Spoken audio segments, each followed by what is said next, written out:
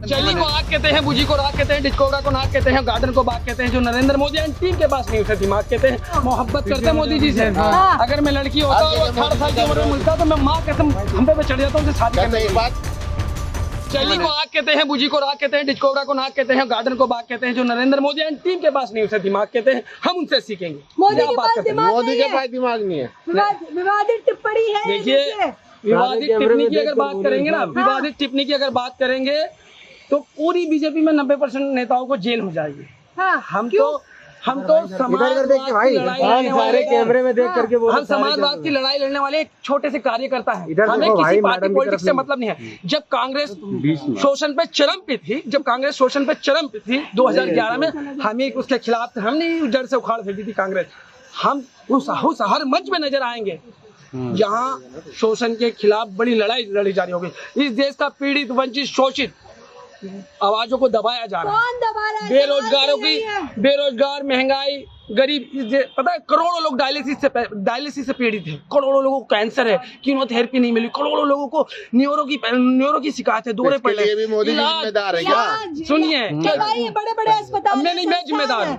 हमें अगर हम अपने राष्ट्र में जन्मे हैं और मैं इस देश का गरीब आदमी हूँ, मेरे पास इतनी क्षमता नहीं है कि मैं फोर्टिस में, सर गंगाराम में, अपोलो में जाके अपना इलाज कराऊं। मानते हैं ना, 5 स्टार होटल से ज्यादा फीस है उनके बेड की। तो मुझे कैंसर हो जाता है तो क्या मुझे जिंदगी में दवाई लेने का अधिकार सरकार नहीं देगी? मतलब यह है कि समस्या इस देश में हजार है, लेकिन नरेंद्र मोदी कहते हैं स्वयं काल चल रहा है। कहने का मतलब अमृत काल स्वयं काल चल रहा है। हर जगह दुखों का पहाड़ है, लेकिन सेवनार में रहने वाले और साउथ ब्लॉक में अपने पीएम कार्यालय में बैठने वाले, उन्हें नहीं दिख रहा भाई, उन्हें नहीं दिख रहा। क्योंकि देखिए, आपके बदन पे कपड़ा कम है और आप कश्मीर में खड़े हैं तो आपको सर्दी लगेगी, तो महसूस होगा कि सर्दी लग रही है। बड़ी मोटी सी जैकेट पहनेंगे और शिमला जैसी गर्मी लेंगे, दिल्ली जैसी, कश्मीर में खड़ा होगा तो उन्हें क्या पता सर्दी का एहसास।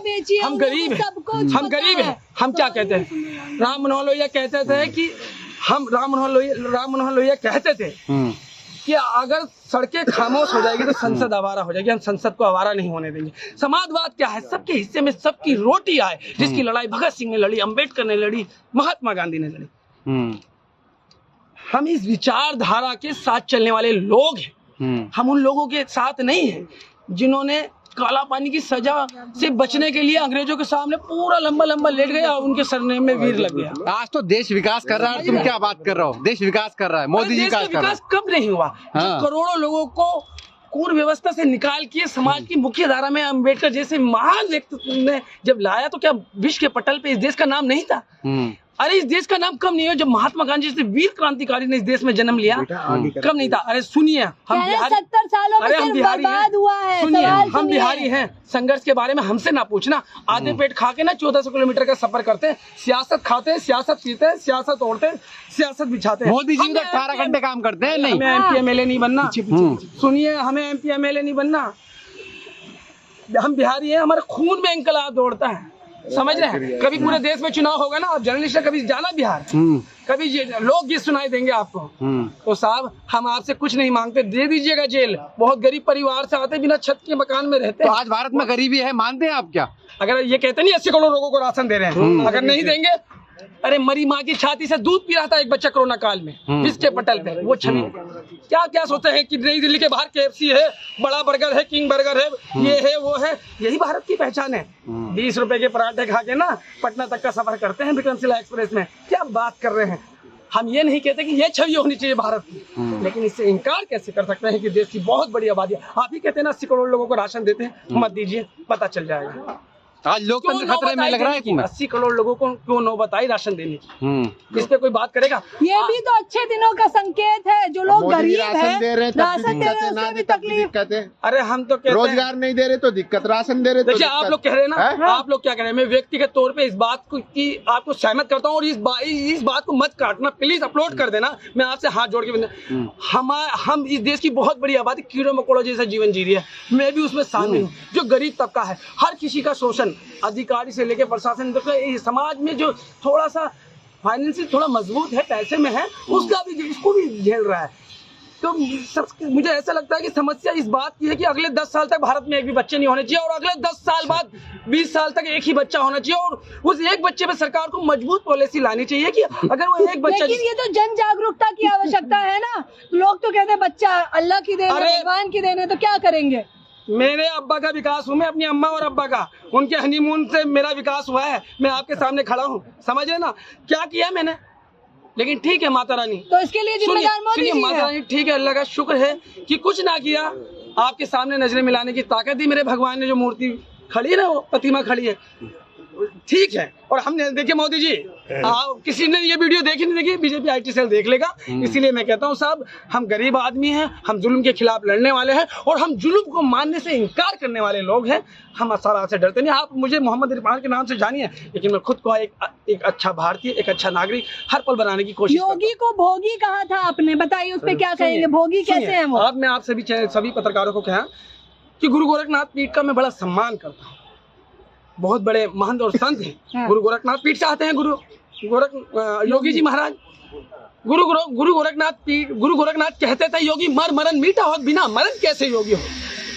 अगर मोह माया को नहीं मारेगा, संसारिक जीवन को नहीं मारेगा, और जब तक तो कैसे योगी बनेगा। और एक योगी का काम होता है सभी के लिए दया दृष्टि और आशीर्वाद बनाए रखना। उसके लिए हिंदू और मुसलमान नहीं होता कोई, समझते हैं।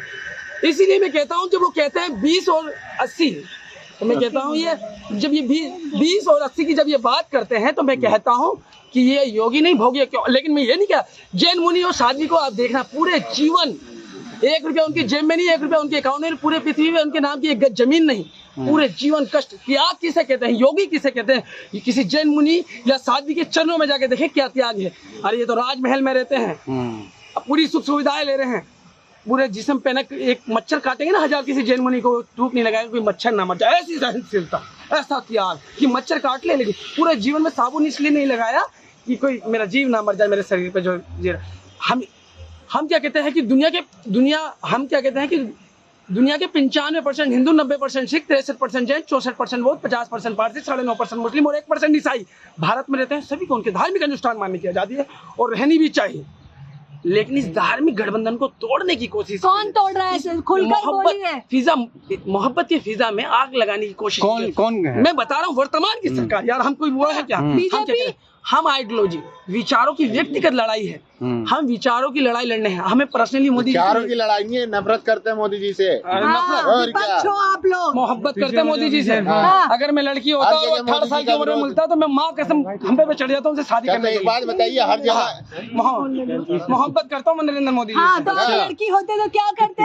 छत पे चढ़ जाता हूँ उनसे शादी करने के लिए। मोदी जी से हाँ, इतना प्रेम है। आप कह रहे नफरत है तो प्रेम इतना है। मैंने शादी नहीं करनी। मैं भी अटल बिहारी वाजपेयी और APJ अब्दुल कलाम के रास्ते पे हूँ। हाँ, मैंने भी शादी नहीं करनी, बिल्कुल नहीं करनी। हाँ, मैं नरेंद्र मोदी जी की तरह धोखेबाज नहीं रहूंगा। बिया करके गोना नहीं करूंगा, ना बिया करूंगा ना गोना करूंगा। हाँ, ऐसा नहीं है कि मैं बिया करूंगा और गोना नहीं करूंगा। भैया कहते हैं दो चीजों से ना हर राष्ट्र की पहचान हो जाती है, औरतों के सम्मान से और पशु के सम्मान से। तो वही तो नारा लेकर चल रहे हैं मोदी जी, महिलाओं का सम्मान।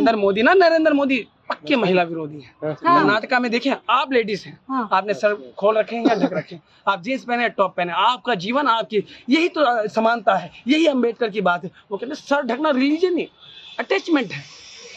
क्या बात करते हैं साहब? आप तो खुद इमरान है, कैसी बातें कर रहे हैं? मैं इमरान फिर? अरे दीदी आगे ना, आपने भी मुझे भेज दीजिए आप मुझे पाकिस्तान। अरे इस देश की मट्टी से इतना मोहब्बत करते, कन कट के इसी में लग जाएंगे। इसमें जो लोग माथे से इस मट्टी को माथे से चंदन समझ के लगा लेते ना, खुदा की कसम, राम जी की कसम, मैं इस मट्टी में पूरा समा जाऊंगा। और मैं जीवन में मट्टी का है मट्टी। ये क्या किया आपने? वो ये धरती माँ जो है ना, ये धरती माँ, जो लोग इसे माथे पे चंदन समझ के लगाते हैं ना, मैं इसमें पूरा समा जाऊंगा। क्योंकि मौत तो बाहर है। हम क्या कहते हैं, ये रामनाथ सिंह ठाकुर का नाम सुना है?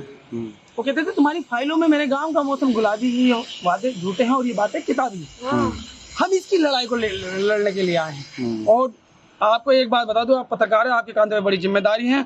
हमेशा समाज में लास्ट पंक्ति में खड़ा हुआ व्यक्ति अगर अपने मुंह में कुछ रखता है, दिल में कुछ रखता है, सरकार तक कुछ पहुंचाना चाहता है, तो बुलवा दीजिए साहब, कोई दिक्कत नहीं है। जेल और कष्टमय जीवन है हमारा। हम 5 स्टार होटल, 3 स्टार, 2 स्टार ही नहीं देखा, ढाबे पे खाना खाते हैं, ढाबे पे खिलाते हैं, हमने कुछ नहीं देखा। आपकी जेल से भी बदतर जिंदगी है मेरे घर की, तो जेल से मत डरा। हाँ, आपकी मार से डर लगता है, जिस दिन आप मारेंगे तो कह देंगे साहब गलती हो गई, लेकिन ये गलती दोहराने से आप ये गलती दोहराने से हमें रोक नहीं पाएंगे।